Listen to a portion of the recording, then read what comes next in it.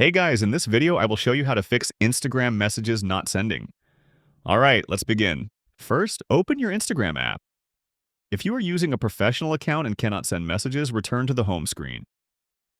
At the bottom of the screen, tap on the Profile menu.